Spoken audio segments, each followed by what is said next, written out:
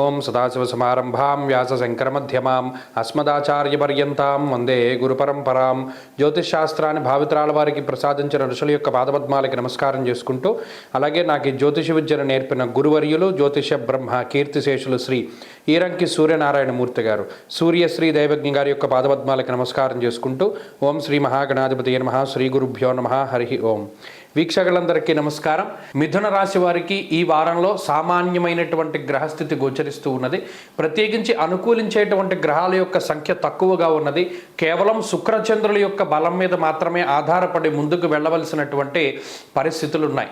చంద్రుని యొక్క బలం ప్రబల అధికంగా ఉండడం వల్ల ఆది, సోమ, మంగళవారాల్లో దశమ స్థానస్థిత చంద్రగ్రహం యొక్క ఫలితం కారణంగా సర్వకార్యానుకూలస్య అన్నారు. అంటే ఏ పని చేసినా దానిలో అనుకూలత్వాన్ని, మరీ ముఖ్యంగా దశమస్థో యథాచంద్ర యత్ర కార్యార్థ సాధనం అన్నది శాస్త్రం. ఏదైనా చాలా కాలంగా కానటువంటి పనిని కానీ, లేదా ఎక్కువగా ఏడిపించి ముందుకు సాగనటువంటి ఇబ్బంది పెట్టేటువంటి పనులు ఏవైతే ఉంటాయో వాటిని ఆదివారం, సోమవారాల్లో చేయడం ద్వారా త్వరితగతిన వాటిని పూర్తి చేయగలుగుతారు. చంద్రబలం ప్రధానంగా ఉన్నది.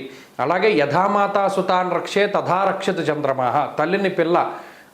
పిల్లని తల్లి ఏ విధంగా అయితే కాపాడుతుందో తన బిడ్డని, అదే మాదిరిగా చంద్రుడు కాపాడుతాడు. కాబట్టి మిగతా గ్రహాలన్నీ అష్టమంలో ఉన్న, అంటే అష్టమ రవి దోషము, అష్టమ కుజ దోషము, అష్టమ బుధ దోషము, జన్మ గురుని యొక్క దోషము, ఇవన్నీ దోషాలు కూడా మిథున రాశి వారికి ఉన్నప్పటికీ ఈ వారంలో ఉండేటువంటి చంద్రుని యొక్క బలం, శుక్ర బలాలు రెండూ కూడా.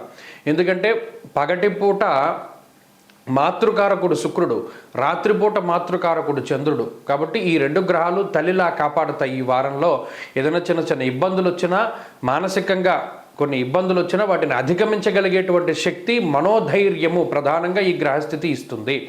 శుక్రుడు ప్రత్యేకించి మీరు కష్టపడకుండా, ఫలానా పని మనం కష్టపడితేనే కానీ అవదేమో అని భయపడేటువంటి సందర్భంలో కూడా మీకు కష్టం తెలియకుండానే కొంత ఆ పనులన్నీ పూర్తి చేయగలిగేటువంటి శక్తిని ఇస్తారు శుక్రుడు.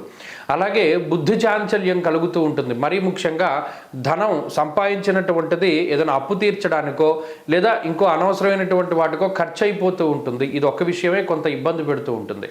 ఆర్థికంగా నిల్వ చేయలేకపోతారు మిథున రాశి వారు. కొంత ఈ వారంలో కోపం అధికంగా ఉంటుంది. ప్రయాణాలు కొంత బెడిసి కొడుతూ ఉంటాయి. అంత ఎక్కువగా ప్రయాణాలు చేయకపోవడమే చెప్పదగినటువంటి సూచన. మిథున రాశి వారు ఈ వారంలో మరింత అనుకూలమైనటువంటి ఫలితాలను సాధించాలంటే సూర్యారాధన చేస్తూ ఉండడం చెప్పదగినటువంటి సూచన. ఈ వారంలో కలిసి వచ్చేటువంటి రోజు శుక్రవారంగా చెప్పవచ్చును.